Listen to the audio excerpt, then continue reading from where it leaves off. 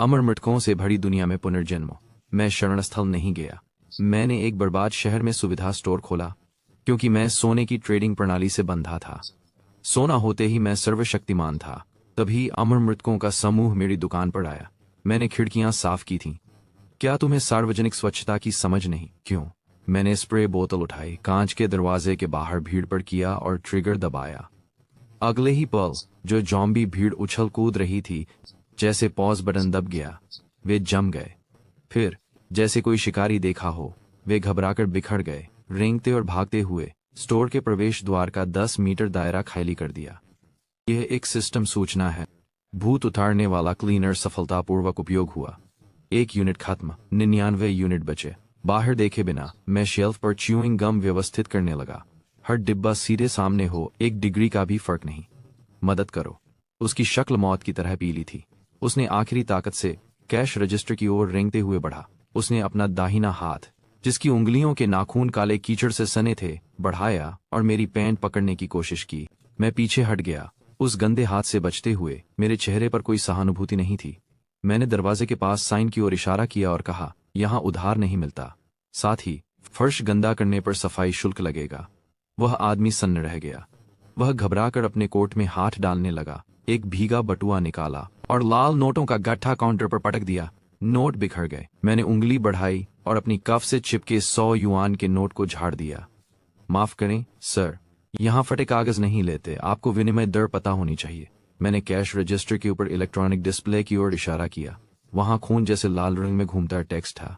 आज की दर 1 ग्राम सोना $1.07, 500 मिलीलीटर पानी $5.07। ब्रेस्ड बीफ नूडल्स की कटोरी $10.61 की है। यह बेसिक की खुराक है। उत्पादों की कीमत 50 और 7 सेंट थी। आदमी की पुतलियां सिकुड़ गईं। सोना, वाकई सोना था। महाप्रलय के 7वें दिन लोग रोटी और पानी के लिए भाग रहे थे। सोना सड़क पर कचरे जैसा पड़ा था। आदमी ने निराशा में शरीर पर हाथ फेरा। अचानक उसे कुछ याद आया। उसने सोने की माला खींची। यह मोटी सोने की चेन थी, शादी का तोहफा। जब आदमी ने हार को काउंटर पर पटका तो वह चीखा। मेरी आंखों की ठंडक थोड़ी पिघल गई। मैंने सोने की चेन उठाई और उसे कैश रजिस्टर के पास इलेक्ट्रॉनिक तराजू पर रखा। तराजू की लाल बत्ती झलमिलाई। 24 कैरेट सोना, वजन 52 ग्राम। 10% प्रोसेसिंग शुल्क कटने के बाद मूल्य 46.8 में बदल गया। मेरी उंगलियां कीबोर्ड पर तेजी से चलने लगीं, जिससे सुखद खटखटाहट की आवाज आई। 5 अंकों का फर्श सफाई शुल्क जोड़ने पर आपका शेष बैलेंस अब केवल 48 अंक है। उसकी जीवन शक्ति तेजी से घट रही है। मैंने अपनी पीठ पर रखी शेल्फ से मिनरल वाटर की बोतल ली और काउंटर के नीचे ताले वाले बक्से से वाटर 5 लेबल वाली लाल कैप्सूल निकाली। ये capsule adrenaline emergency capsule system से बनी है। अगले 30 मिनट तक दर्द रोकती है और रक्तस्राव बंद करती है। इसकी कीमत 35 पॉइंट है। बचे 1.8 पॉइंट से मैं सुझाव देता हूं कि आप अपनी ऊर्जा के लिए एक सॉसेज खरीदें। मैंने तीनों चीजें काउंटर पर रखीं और लाल स्कैनर को सोने की माला की ओर तान दिया। जैसे ही लाल किरण उस पर पड़ी, भारी माला हवा में गायब हो गई और सुनहरी रोशनी बनकर कैश रजिस्टर में चली गई। रेडियो स्क्रीन पर हरा टिक का निशान दिखा। लेन देन हो चुका था। प्रतिक्रिया देने में स्तब्ध व्यक्ति ने कैप्सूल मुंह में डालकर पानी की बोतल घटक ली। तुरंत ही उसके पीले चेहरे पर लाली आ गई और घाव से खून रुक गया। वह लालच से पैकेट फाड़कर हाँफने लगा। वह मेरी ओर देखता रहा। उसके भाव निराशा से लालच और विस्मय में बदल गए। ओह, क्या? मैंने फिर से हेडफोन लगाए, गंदा कपड़ा उठाया और काउंटर पहुंचना जारी रखा। वह आदमी गंदा हो गया था। मैं सिर्फ कैशियर था। मैंने दरवाजे की ओर इशारा किया। रात के खाने की सेवा खत्म हो गई है, कृपया जाएं। अगला ग्राहक आ रहा है। वह आदमी मुड़ा और देखा कि कांच के दरवाजे के बाहर जॉम्बी की भीड़ फिर से इकट्ठा हो रही थी। लेकिन इस बार जॉम्बी के पीछे कुछ धुंधले लोग दिखे। स्टील के पाइप और चाकुओं से लैस तैयार थे। उनकी निगाहें उन जॉम्बीज से भी अधिक क्रूर थीं, जो रोशन कन्वीनियंस स्टोर को देख रहे थे। बारिश थम चुकी थी, लेकिन खून की गंध हवा में और तीव्र हो गई थी। वांग चियांग आखिरकार दुकान में ठहरने की हिम्मत नहीं कर सका, भले ही वह सुरक्षित लग रहा था। उसने युवा स्टोर मैनेजर की ठंडी निगाहों में एक ऐसा संदेश पढ़ा जो ज़ॉम्बीज से भी भयानक था। यदि उसने नियमों का पालन नहीं किया तो परिणाम गंभीर होंगे। वांग चियांग मुश्किल से 50 मीटर भागा था कि कई आकृतियां छायाओं से निकलकर उस पर झपट पड़ीं और उसे जमीन पर गिरा दिया। वह आदमी अभी अंदर गया था और जिंदा बाहर आ गया। जिंदा, उसने कहा। खाना था। मैंने देखा कि वह हैम और सॉसेज थे। बारिश में कई साइज सी आकृतियां शिकारी कुत्तों की तरह गुर्रा रही थीं। वांग चियांग कुछ कर पाता उससे पहले ही उसे बेहोश कर दिया गया। पानी की आधी बोतल और खरीदी गई सॉसेज छीन ली गई। उनका सरगना एक गंजा आदमी था जिसे भाई दाऊ कहते थे। वह स्थानीय माफिया का सरगना था। प्रलय के बाद उसने जल्द ही खतरनाक अपराधियों का गिरोह बना लिया। यह जगह कैसी है? मैंने पहले नहीं देखी। दाऊ ने सॉसेज रैपर की चिकनाई छाटी और दूर चमकते स्टोर को लालच से देखा। इस आदमी ने सोने की चेन दी। मैंने देखा, मालिक के पास सोना है। आजकल सोना भोजन के बराबर है। अगर इससे खाना मिलता है तो यह सही है। भाइयों, मेरे साथ आओ। याद रखो, हम 0 युआन गली के दिग्गज हैं। अगर उस मालिक को वो अपनी औकात नहीं पता। उसने गले पर चाकू फेरने जैसा इशारा किया। 7-8 हटे कट्टे आदमी हथियार लिए आत्मविश्वास से स्टोर की ओर बढ़े। स्वागत है, मैंने कहा काउंटर पहुंचते हुए। कृपया दरवाजे के पास चटाई पर पैर पहुंच लें, मैंने कहा। भाई दाऊ ने शेल्फ पर लात मारी जिससे आलू चिप्स के पैकेट गिर गए। वह लेस के पैकेट पर खड़ा हो गया जिससे आवाज आई, पांव पहुंचो।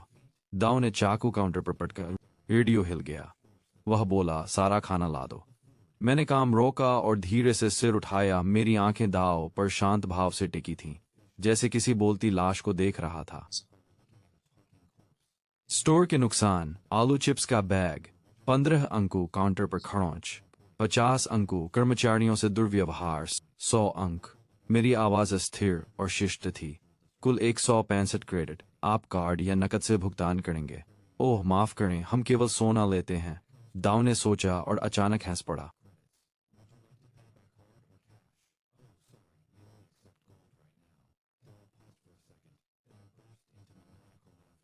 इस बच्चे का दिमाग खराब हो गया है। भावनात्मक कष्ट का मुआवजा चाहता है। मैं तुम्हें सिजोफ्रेनिक बना दूंगा। ध्यान दो, मेरे हाथ में क्रेडिट कार्ड नहीं है। मैं तुम्हें जॉम्बी बना दूंगा। मुझे कॉलर से पकड़ा गया। पैर मुश्किल से जमीन छू रहे थे, पर मेरे चेहरे के भाव जस के तस रहे। मैंने हल्की आह भरी। मेरी नजरें शून्य में खो गईं। इसके बाद लेवल 1 उल्लंघन। स्टोर क्लर्क के खिलाफ धमकी भड़क गई। पता चला स्टोर में हिंसक व्यवहार हुआ। फैसला: स्तर 1 का उल्लंघन। प्रवर्तन प्रोटोकॉल: शारीरिक निष्कासन। दाव एक पल के लिए जड़ हो गया। यह क्या बकवास है?